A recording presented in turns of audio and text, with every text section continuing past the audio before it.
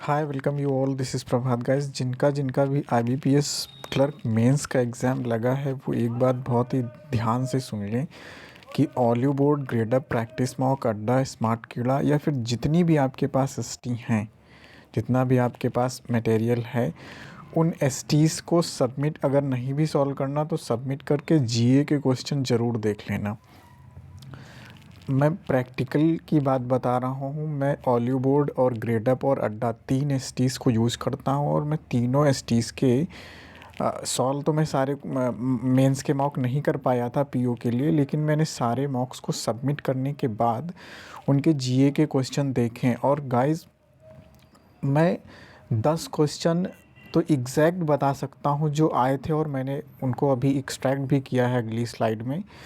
तो 10 से 15 क्वेश्चन आप क्लर्क मेंस में भी पाएंगे अगर आपके पास जितनी भी एसटी हैं उनको सबमिट करके उनका एक्सप्लेनेशन सही से रीड कर लेंगे तो वहीं से क्वेश्चन आपको डायरेक्ट मिल जाएंगे। 15 क्वेश्चन ज़रूर मिलेंगे।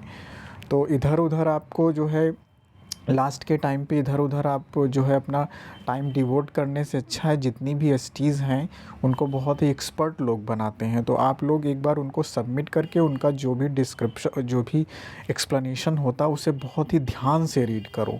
तो उससे क्या होगा कि अगर आपका वो क्वेश्चन डायरेक्ट नहीं भी मिलेगा तो उससे रिलेटेड इन्फॉर्मेशन है, वहाँ से भी क्वेश्चन फ्रेम हो सकते हैं। वो सब कुछ आप अगर कर लेंगे तो बिल्कुल आपको जो है बेनिफिट मिलेगा। मैं प्रैक्टिकल बात बता रहा हूँ।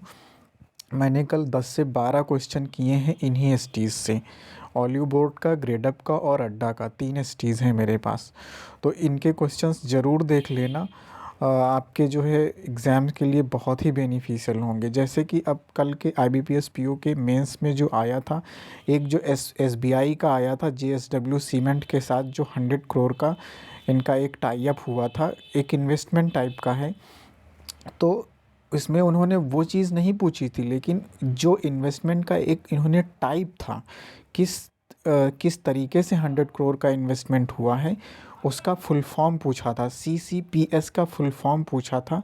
तो कल के पेपर में ये था और ये आपको मैं दिखा सकता हूँ कि ऑलिव बोर्ड के टेस्ट पेपर में ये क्वेश्चन है और मैंने अपनी कम्युनिटी टैब में भी ये क्वेश्चन एक बार डाला था।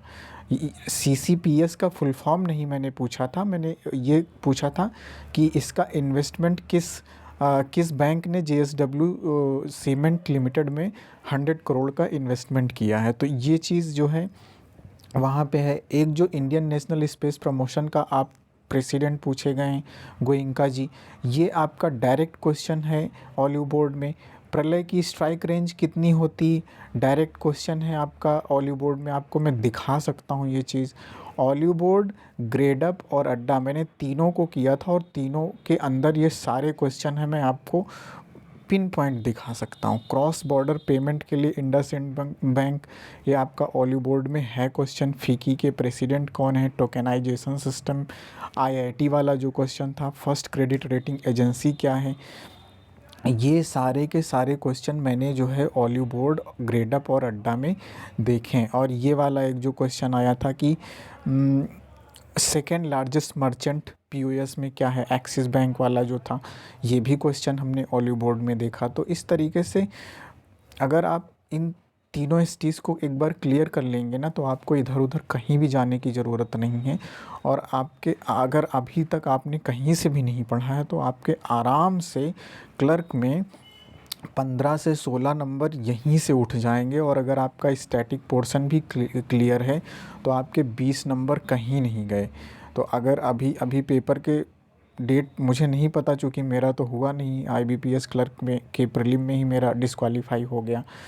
तो जब भी है, अगर अभी 1-2 दिन बचे हैं तो उसको जो है एक बार क्लियरली देख लो ताकि 15-20 नंबर आराम से उठ जाएंगे। बाकी अदर चीज़ों को पढ़ते रहो। So that's all, bye bye and thank you.